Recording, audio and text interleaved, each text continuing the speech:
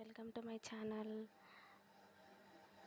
ఈరోజు స్పెషల్ ఏంటంటే కార్తీక మాసం స్పెషల్ పాయసం చేస్తున్నాను. కావాల్సిన ఐటమ్స్ డ్రై ఫ్రూట్స్, జీడిపప్పు, కిస్మిస్, పంచదార, సేమియా, 1 పాల ప్యాకెట్, పంచదార,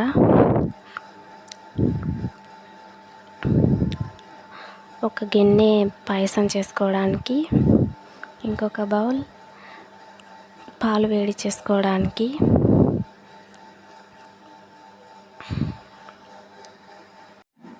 ఇవేనండి కావాల్సిన ఐటమ్స్. పాయసానికి 1 కప్ వాటర్, డ్రై ఫ్రూట్స్ని వేయించుకోవాలి. నూనెలో కానీ డాల్టాలో కానీ నెయ్యిలో కానీ వేయించుకోండి, మీ ఇష్టం, మీ చాయిస్ అది. డ్రై ఫ్రూట్స్ని బాగా వేయించుకోవాలి.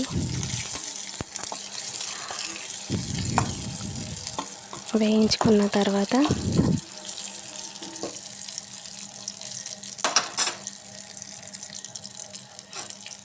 ఉంచుకోవాలి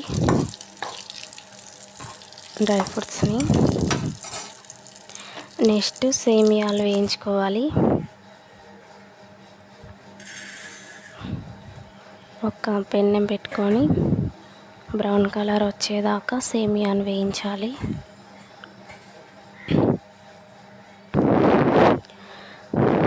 బ్రౌను రెడ్ 2 కలర్స్ వచ్చేదాకా వేయించాలి.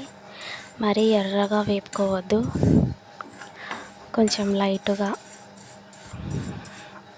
చూడ్డానికి మంచి కలర్ కనపడేలా వేయించుకోండి. నిదానంగా నీట్గా.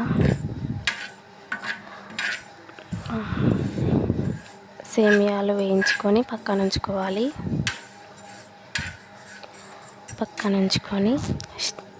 స్టవ్ వెలిగించుకొని గిన్నె పెట్టుకొని పాలు వేడి చేసుకోవాలి. మరో స్టవ్ పై గిన్నె పెట్టుకొని వాటర్ పోసుకోవాలి. పాయసానికి వాటర్ వేడెక్కిన తర్వాత ఎండు కొబ్బరి ముక్కలు వేసుకొని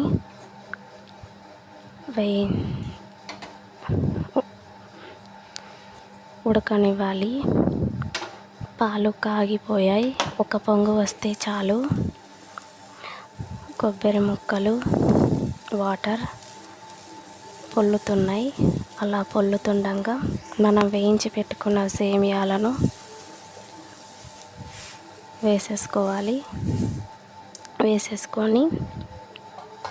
కలిపేసుకోండి. 1 కప్పు వాటర్ అయితే 1 కప్పు సేమియా అయితే సరిపోతుంది. కలిపేసుకొని మూత పెట్టుకొని ఒక 5 నిమిషాలు లేదా 3 నిమిషాలు ఉడకనివ్వాలి. ఉడికిన తర్వాత మనకు కావాల్సినంత షుగర్ వేసుకోవాలి, అంటే పంచదార. స్వీట్ ఎక్కువ తినేవాళ్ళు ఎక్కువ వేసుకోండి, తక్కువ తినేవాళ్ళు తక్కువగా వేసుకోండి, మీ ఇష్టం. నేను 1 కప్పు సేమియాకు 1/2 కప్పు పంచదార వేసాను. సేమియాలు, కొబ్బరి ముక్కలు బాగా ఉడికిన తర్వాత ఇలా సేమియా తీసుకొని ఒకటి చేతో అలా అంటే